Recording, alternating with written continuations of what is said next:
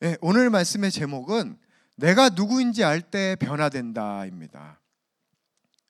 여러분, 우리 모두는 다 변화되는 삶을 살기 원하죠. 이 자리에 뭐 예수를 오래 믿으신 분도 있고 또 얼마 안 되신 분도 있지만 여기 계신 누구도 지금 내 삶이 온전하다 이렇게 느끼는 사람은 없을 겁니다. 다 부족하다고 생각하고 어떻게 하면 더 하나님 자녀로서 삶을 살아갈 수 있을까 이런 생각을 하고 살아갈 것입니다.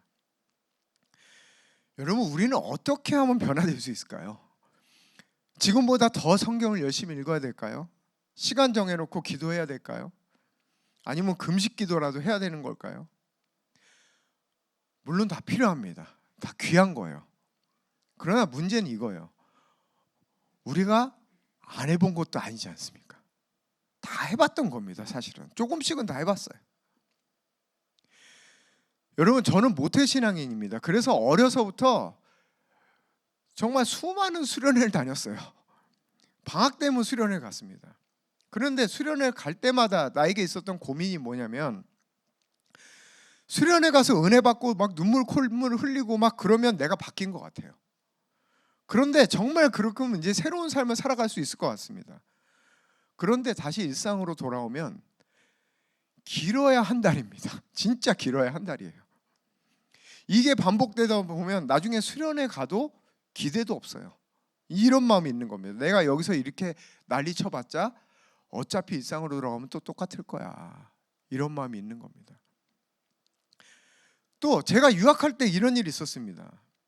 제가 어디 가서 부흥회 가서 굉장히 은혜를 크게 받았습니다. 그래서 다시는 옛날의 삶으로 돌아가지 않으리라 결심을 하고 1년간 단 하루도 빠짐없이 큐티를 했어요. 여러분, 옛날에 그 두란노에서 나온 큐티 노트가 꽤 컸습니다. 그걸 빽빽하게 채워서 1년간 단 하루도 빠짐없이 큐티했습니다. 여러분, 말이 쉽지 매일 큐티하는 건 쉽지 않습니다. 새벽에 들어와도 큐티하고 아무리 피곤해도 진짜 굳건한 의지로 매일 1년간 단 하루도 안 빠졌어요. 그리고 또 그때 큐티할 때 적용이 중요하다고 배워서 항상 그 마지막에 뭐를 해야겠다 또는 뭐를 하지 말아야겠다로 마무리했어요. 근데 정말 그렇게 열심히 했는데 나중에 1년 뒤에 내 삶을 보니까 하루도 안 쉬고 했다는 그 자부심밖에는 남은 게 없더라고요. 365개의 율법만 남았습니다. 해야겠다, 하지 말아야겠다. 여러분, 큐티가 안 좋은 건가요? 여러분, 수련회가 잘못된 것도 아니고 큐티가 잘못된 것도 아닌데 도대체 우리는 왜 그렇게 안 변하는 걸까? 여러분, 여기에는 가장 중요한 한 가지가 빠져 있었어요. 오늘 말씀을 통하여 그 부분이 어떤 것인지를 우리가 분명히 깨닫게 되기를 축원합니다. 오늘 본문 말씀은 갈라디아서 4장 22절에서 31절까지의 말씀입니다. 우리 시간에 교독해 보겠습니다. 제가 먼저 읽겠습니다. 기록된 바 아브라함에게 두 아들이 있으니 하나는 여종에게서 하나는 자유 있는 자에게서 났다 하였으며 육체를 따라 낳고 자유 있는 여자에게서는 약속으로 말미암았느니라. 이것은 비유니 이 여자들은 두 언약이라. 하나는 신의 산으로부터 종을 낳은 자니 곧 하갈이라.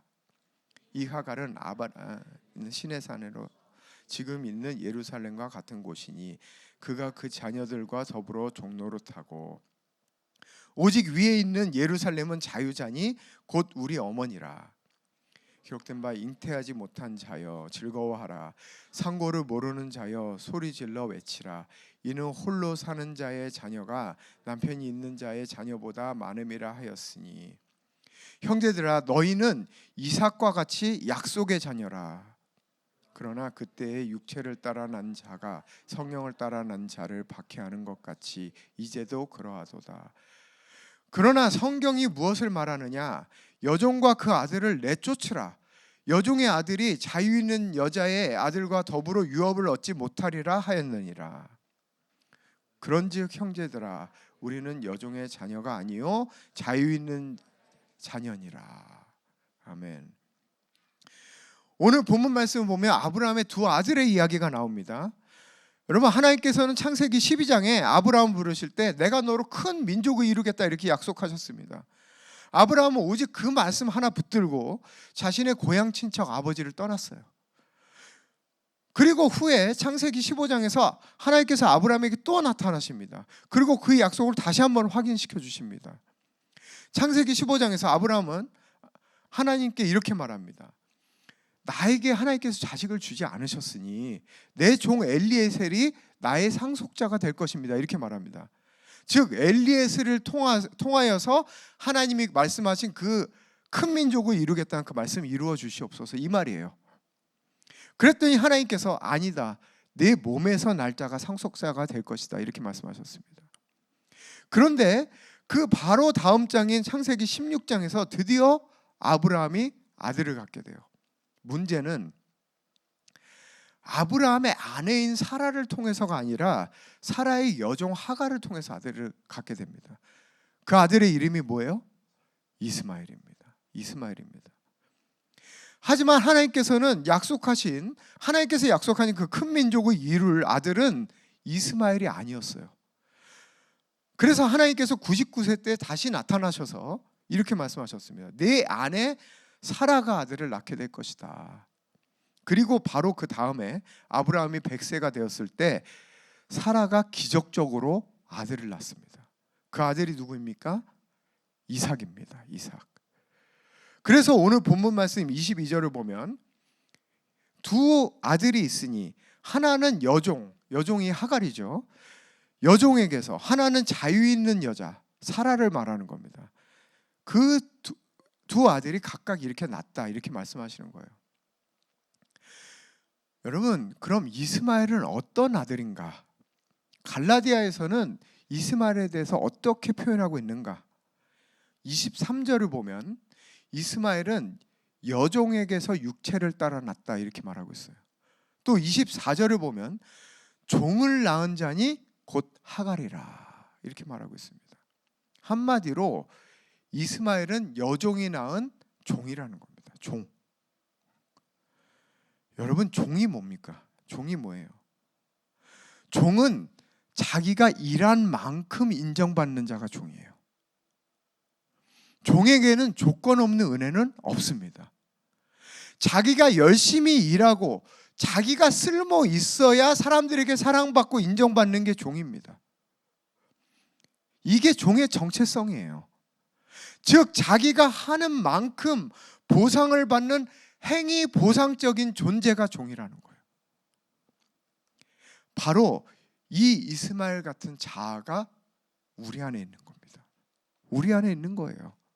우리는 일평생 이 세상에서 종의 사고방식을 배우면서 자랐어요. 그것으로 나를 만들어 왔습니다. 학교에서도 사회에서도 친구들 사이에서도 오늘도 간증을 들었지만 100점 맞아야 돼. 공부를 잘해야 돼. 그래야 인정받고, 예뻐야 인정받고, 좋은 대학을 가야 인정받고, 사회에서 성공을 해야 인정받고. 세상을 통하여 만들어진 행위 보상적인 사고방식, 세상으로부터 만들어진 자아, 그 자아가 바로 우리 안에 있는 거예요. 여러분, 안타깝지만 심지어 우리 부모님들도 이렇게 교육했어요. 100점 맞으면 내가 이거 사줄게. 너 이번에 성적 몇 점 이상이면 내가 뭐뭐 해줄게. 여러분, 우리 안에 이러한 조건적인 사랑, 행위 보상적인 사고방식으로 만들어진 자아가 있는 거예요. 그 시스템이 여전히 우리 안에서 돌아가고 있는 것입니다. 즉 이스마엘이 우리 안에 있는 겁니다. 이스마엘이. 여러분, 세상의 모든 사람들은 각자 자기의 목표를 가지고 살아가고 있어요. 돈을 더 많이 벌려고 열심히 일하고 더 높은 자리로 가기 위해서 일하고. 그러나 사실 그 모든 그 끝에는 뭐가 있는 겁니까? 결국 그 끝에는 뭐가 있어요? 결국은 사랑받고 인정받고 싶은 마음이 있는 겁니다. 왜 그렇습니까? 본래 우리가 그렇게 지음받았거든요. 본래 우리가 하나님의 사랑 없이는 살아갈 수 없는 불완전한 존재로 지음받았기 때문이에요. 그래서 그 불완전함을 세상으로부터 채우기를 위해서 열심히 살아가고 있는 것입니다.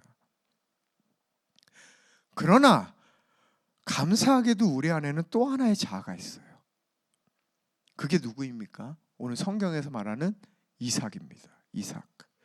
여러분, 이삭은 어떤 아들이에요? 이삭은 사라가 이미 폐경이 되어서 더 이상 자녀를 낳을 수 없는 그런 상태에서 오직 하나님의 기적으로 말미암아 낳은 아들입니다. 즉 인간적인 방법이나 노력이 아닌 100% 하나님의 은혜로만 얻어진 아들, 은혜로 얻어진 아들, 주어진 아들, 그 생명이 바로 이삭인 겁니다. 여러분, 우리 안에 이 생명이 있는 줄 믿습니다. 우리 안에 이 자아가 있는 거예요. 오직 100% 하나님의 은혜로만 얻어진 새로운 자아, 새로운 피조물, 그리스도 안에 있는 나, 그리스도 안에서 새롭게 태어난 영적 존재. 우리가 새로운 존재가 된 것은 우리의 노력으로 된 것이 아니에요. 100% 오직 예수 그리스도를 통하여 은혜로 말미암아 주어진 줄 믿습니다. 여러분, 앞서 말씀드린 것처럼 우리 안에 이 두 자아가 다 존재하는 겁니다. 여러분, 사실 이 두 자아가 존재한다는 말은 틀린 말이에요. 왜냐하면 사실 우리의 옛사람은 죽었거든요.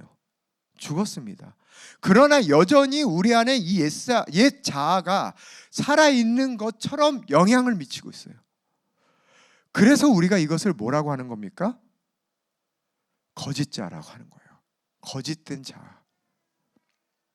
여러분, 문제는 이겁니다. 이 두 자아가 오늘 말씀을 보면 어때요? 싸우고 있다는 거예요. 싸우고 있다는 겁니다. 그런데 어떻게 싸우는가? 우리 29절을 같이 한번 읽어보겠습니다. 시작. 그러나 그때 육체를 따라 난 자가 성령을 따라 난 자를 박해하는 것 같이 이제도 그러하도다. 여러분, 이제도 그러하도다. 무슨 말이에요? 지금도 그 싸움이 여전히 있다는 거예요. 어디에? 우리 안에. 우리 안에 있다는 겁니다. 여러분, 이 말씀을 보면 육체를 따라 난 자가 누구예요? 행위 보상적인 자, 그 거짓 자가 성령을 따라 난 자, 즉 그리스도 안에 있는 나, 영적 존재인 나, 바로 그 나를 박해한다, 괴롭힌다는 말이에요. 괴롭힌다. 왜 박해할까요? 왜 괴롭힐까요? 여러분, 이스마엘이라는 행위 보상적인 옛 자아의 핵심 키워드가 뭡니까? 핵심 키워드가 너는 아직 온전치 않아요. 너는 아직 온전치 않아. 그렇기 때문에 넌 더 열심히 해야 돼.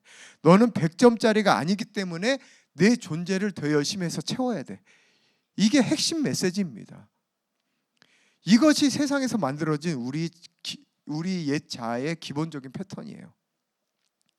그런데 우리는 예수님으로 말미암아 새로운 피조물이 되었잖아요. 우리는 100점짜리잖아요. 우리는 부족함이 없습니다. 우리는 온전해요. 그 자체로 사랑받기 충분한 존재가 된 것입니다. 문제는 이거예요. 우리가 그렇게 됐는데 여전히 일상을 살아가는 꼴을 보니까, 속된 말로 꼬라지를 보니까 변한 게 하나도 없는 거예요. 변한 게 하나도 없는 거예요. 약속의 자녀, 기적의 자녀 이삭이 태어났을 때는 이스마엘도 가만히 있었어요. 함구하고 가만히 있었습니다. 야, 쟤 진짜 대단한 애인가 보다. 왜냐하면 100세에 낳은 거 자기도 봤거든요. 그래서 창세기 21장 8절에 이렇게 말씀하십니다. 아이가 자라매 젖을 떼고 이삭이 젖을 떼는 날에 아브라함이 큰 잔치를 베풀었더라. 여러분, 얼마나 귀한 아들이었겠습니까? 기적적으로 낳은 아들인데 모두가 이삭을 대단한 아이로 봤을 거예요. 그런데 얼마 지나지 않아 곧 문제가 발생했습니다. 바로 그 다음 절인 창세기 21장 9절에 이렇게 말씀하세요. 사라가 본즉 아브라함의 아들 애굽 여인 하갈의 아들이 이삭을 놀리는지라. 여러분, 이삭이 약속의 자녀라고 해서 특별한 줄 알았는데 이스마엘이 가만히 보니까 별로 특별한 게 없는 거예요. 똑같이 실수합니다. 똑같이 잘못해요. 똑같이 죄져요.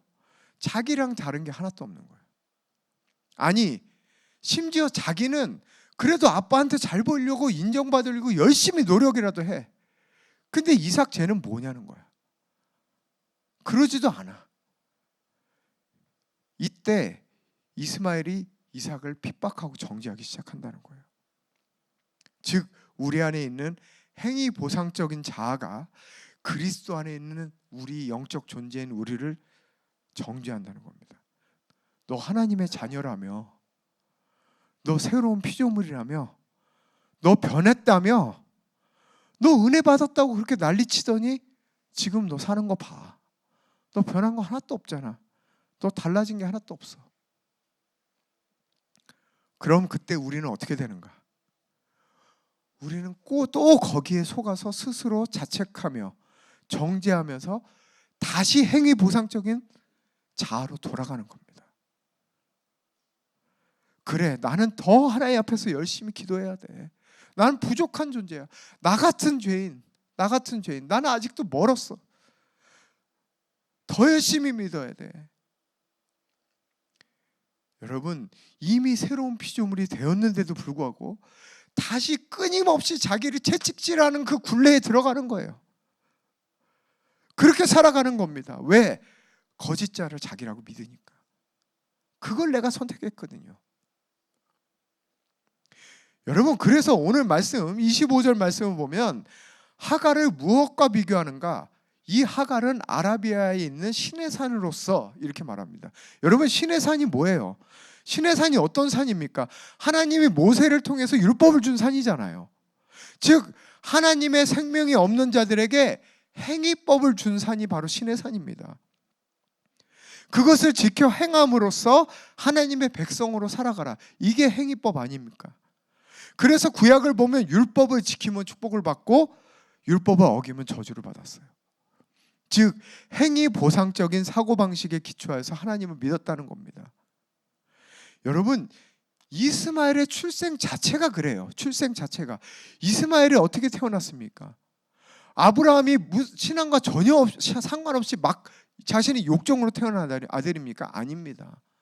하나님이 약속은 하셨는데 그래도 나도 가만히 있으면 안 되지. 나도 가만히 있으면 안 되지. 하나님이 약속을 주셨지만 나도 뭔가를 해야 돼. 그래서 태어난 아들이 이스마엘이에요. 그래서 자기의 열심으로, 내 신앙적인 열심으로 태어난 아들이라는 거예요. 여러분, 즉 행위 보상적인 신앙으로 태어난 아들이 이스마엘이라는 겁니다. 여러분, 이것을 보고 사도 바울은 갈라디아서 이렇게 말해요. 갈라디아서 3장 3절 우리 같이 한번 읽어보겠습니다. 시작. 너희가 이같이 어리석느냐? 성령으로 시작하였다가 이제는 육체로 마치겠느냐? 여러분, 이게 그 말이에요. 이게. 여러분, 우리는 죽었다 깨어나도 하나님의 자녀입니다. 이것을 믿으십니까? 우리는 죄를 져도 하나님의 자녀예요. 우리는 하나님 보시기에 100점짜리입니다. 우리는 온전한 존재예요. 우리의 행위, 우리의 삶이 우리의 정체성을 결정할 수 없는 거예요. 이것을 믿으셔야 합니다. 여러분, 우리 이 시간에 가슴에 손을 얹고 이렇게 선포해 봅시다. 나는 죽었다 깨어나도 하나님의 자녀야. 우리 다시 한번 더 크게. 나는 죽었다 깨어나도 하나님의 자녀야. 여러분, 그렇습니다. 여러분이 어떠한 삶을 살든 여러분은 죽었다 깨어나도 하나님의 자녀인 겁니다. 여러분의 삶으로, 여러분의 행위로 여러분의 정체성을 동일시하지 마십시오. 여러분, 누가 진짜 변화된 삶을 살 수 있는가? 우리의 과거가 어떻든, 지금 우리의 상태가 어떻든, 우리의 상황이 어떻든 그것이 우리의 존재에 어떠한 영향도 줄 수 없음을 믿는 자, 바로 그 자가 변화된 삶을 살 수 있는 겁니다. 또 세상이 두 쪽이 나도 자신이 하나님의 사랑받는 아들, 또 하나님의 사랑받는 딸이고 그리스도 안에서 온전한 하나님의 자녀임을 믿는 자, 바로 그 사람이 날마다 변화되는 삶을 살아가는 줄임을 믿습니다. 여러분, 그러면 우리가 어떻게 하나님의 자녀로서 또다시 행위 보상적인 자아로서 살아가지 않을 수 있을까? 어떻게 그렇게 할 수 있을까요? 첫 번째로, 어떤 경우에도 스스로 정죄하는 것을 멈추십시오. 어떤 경우에도. 여러분, 우리가 실수하거나 죄를 지으면 정죄하는 마음이 무지막지하게 올라옵니다. 우리 속에서. 왜냐하면 당연한 거예요. 왜냐하면 이스마엘이 이삭보다 나이가 많잖아요. 훨씬 크잖아요. 우리 안에 너무나 오랫동안 만들어진 이스마엘이 이삭보다 큰 거예요. 그러니까 정죄하는 마음이 무지막지하게 올라옵니다. 그 이스마엘의 시스템이 있기 때문에, 즉 자신의 잘못된 행위에 대해서 스스로에게 보상하고 벌을 내려야 된다는 마음이 있는 거예요. 또 그래야 편해, 자기가. 또 그래야 자기가 그 죄를 안 질 수 있을 것 같아요. 그렇기 때문에 막 정죄하는 겁니다. 그러나 이 시간에 로마서 8장 1절 2절 말씀, 우리가 잘 아는 말씀입니다. 같이 한번 읽어보겠습니다. 시작. 그러므로 이제 그리스도 예수 안에 있는 자에게는 결코 정죄함이 없나니 이는 그리스도 예수 안에 있는 생명의 성령의 법이 죄와 사망의 법에서 너를 해방하였습니다.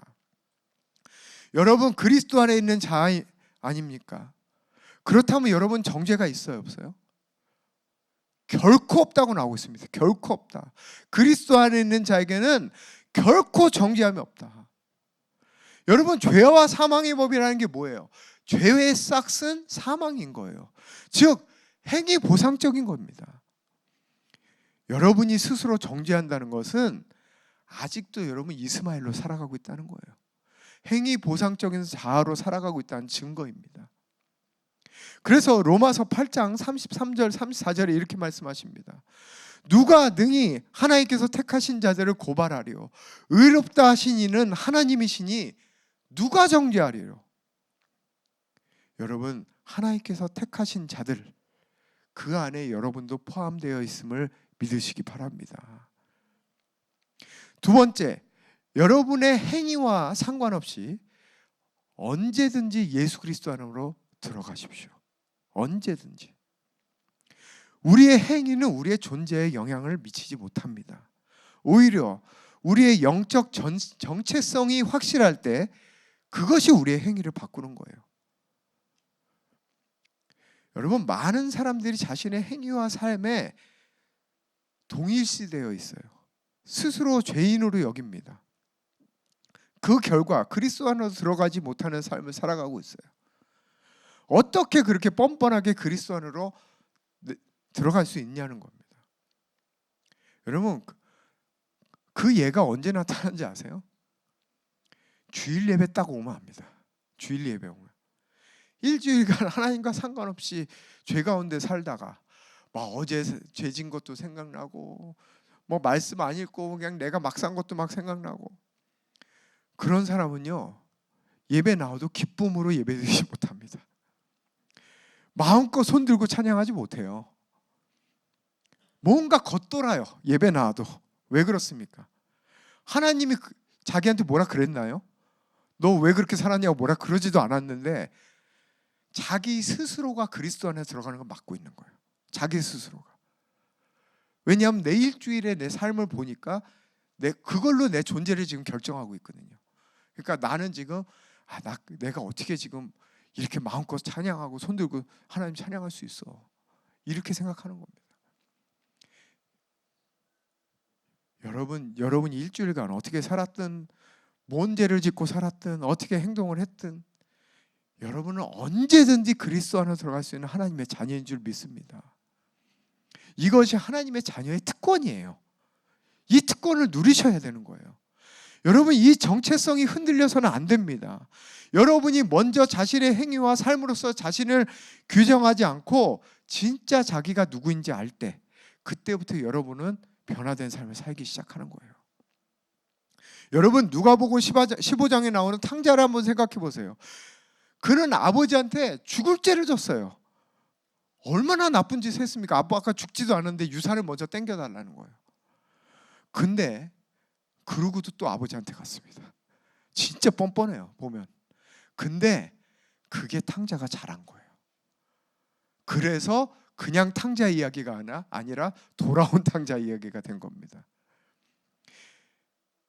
여러분, 물론 아버지한테 갈 때 자기 스스로 멘트는 준비했어요. 내가 차마 이렇게, 나도 빈대도 낯짝이지.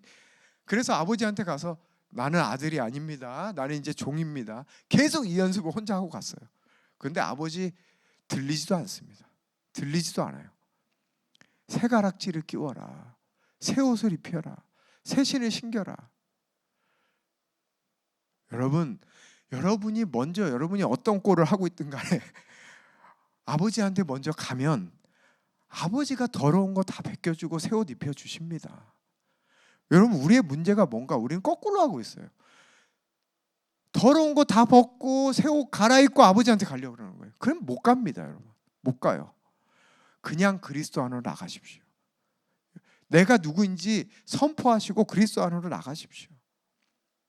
그때 여러분을 새롭게 하시고 하나님께서 여러분을 정결케 하십니다. 오늘 말씀 맺겠습니다. 제가 저번 킹덤 키즈 캠프 때도 보여줬었는데요.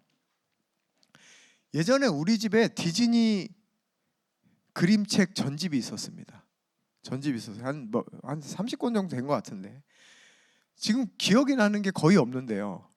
그 중에 제가 좋아했던 책이 한 권 있어요. 근데 지금까지도 그 책은 정말 너무나 분명한 기억이 납니다. 바로 제목이 겁쟁이 사자 램버트입니다. 혹시 들어본 적 있으신지 모르겠어요. 겁쟁이 사자 램버트. 우리 그림 한번 띄워주겠어요? 첫 번째 그림. 네. 이 학인가요? 하여튼 얘가 우편 배달부입니다. 그래서 막 배달을 하고 있는 거예요. 근데 무엇을 배달하는가? 두 번째 그림을 보면 새끼들을 배달하고 있습니다. 아이들을 배달하고 있어요. 근데 양 엄마들한테 양 새끼들을 이렇게 보자기에 싸서 배달하고 있는 거예요. 그런데 양들 엄마한테 이 새끼들을 데려다 줬는데 이상한 게 하나 끼워져 있는 거예요. 우리 세 번째 그림 보면 얘가 누구입니까? 얘는 양이 아니에요. 얘는 사자입니다. 사자인데 얘가 양 엄마한테 간 거예요. 그래서 평생 그 양 엄마를 자기 엄마라고 생각하고 살아왔어요. 그래서 그 사이에서 지내게 됩니다. 네 번째 그림 보면 양들이랑 같이 자기도 양인 줄 알고 매 흉내도 내면 자기는 매가 안 되는 거야. 매 해야 되는데 자꾸 어흥이 되고, 그리고 자기는 박치기도 잘 못하고 나는 왜 이럴까? 평생 열등감 가운데 살아갔어요. 나는 왜 이러지? 나는 부족한 존재야. 그래서 다섯 번째 그림 보면 성인이 되어서도 이렇게 열등감을 가지고 살아갔습니다. 계속 가장 겁이 많고 가장 위축되고 가장 그 열등감을 가지고 살아왔어요. 나는 평생 다른 애들처럼 나는 이렇게 살 수밖에 없지. 그런데요, 여섯 번째 그림 보면 평화롭게 살던 무리 가운데 늑대가 나타났습니다. 늑대가 나타나서 다들 막 숨고 막 도망가고 난리가 난 거예요. 당연히 겁쟁이 사자 램버트가 제일 무서워했겠죠. 그래서 무서워서 이 큰 덩치가 숨겨집니까? 그거 막 숨어서 들어가는 거예요. 그래서 막 숨겨서 막 무서워하는데 자기 엄마가 잡아먹히게 생긴 거예요. 그래서 이 엄마가 난리가 나서 막 아들을 부르기 시작합니다. 그때 여섯 번째 그림 보이는 번쩍 갑자기 내 머리를 번쩍 스치는 거예요. 가만히 있어봐. 나 양이 아니잖아. 나 평생 내가 양이라고 알고 살았는데 가만 보니까 나 사자잖아. 그래, 나 사자였지. 내가 왜 세상에서 말하는 나라고 알고 살아왔지? 왜 다른 사람이 말하는 나를 나라고 살아왔지? 그게 내 자아가 아니었는데 이게 깨달아진 겁니다. 그래서 완전히 달라진 거예요. 완전히 달라진 겁니다. 그래서 여덟 번째 그림 보십시오. 그때 이제 램버트가 깨달은 거예요. 완전히 바뀌기 시작한 거예요. 그래, 난 사자야. 난 누가 뭐래도 난 사자야. 그리고 마지막 그림 보면 늑대를 떨어뜨리고 양들을 구원해냈다는 이야기입니다. 여러분, 이 동화가 그렇게 생각나요, 저는. 여러분, 어쩌면 우리는 이 겁쟁이 사자 램버트처럼 살고 있는지 모르겠어요. 램버트는 자기가 본래 사자인데 평생 양인 줄 알고 살아왔습니다. 그러니까 항상 부족한 존재, 더 채워야 된다. 난 더 열심히 해야 돼. 자기를 평생 채찍질하면서 열등감으로 살아온 거예요. 그런데 램버트가 언제 달라졌습니까? 언제 새롭게 살기 시작했어요? 노력했나요? 더 열심히 했나요? 아니요. 자기가 누구인지 깨달았을 때요. 자기가 누구인지 깨닫는 순간 모든 게 역전됐어요. 모든 게. 여러분, 우리는 어떻게 새로운 삶을 살 수 있습니까? 어떻게 변화된 삶을 살 수 있나요? 모든 변화는 내가 누구인지 깨달을 때부터 시작되는 겁니다. 오늘 말씀을 보면 아브라함은 결국 하갈과 이스마엘을 광야로 매몰차게 내쫓습니다. 어떻게 생각하면 좀 너무했다는 생각도 들어요. 그래도 자기 몸에서 난 자식이잖아요. 그러나 이스마엘은 결코 하나님 나라를 이삭과 함께 유업으로 받을 수 없어요. 이것이 하나님 말씀입니다.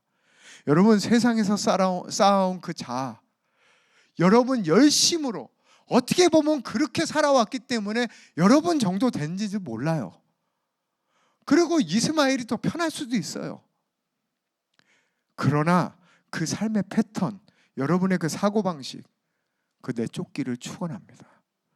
그리고 자신이 누구인지 깨닫고 왕의 자녀로서 살아가는 여러분 모두가 되시길 예수 그리스도의 이름으로 축원합니다.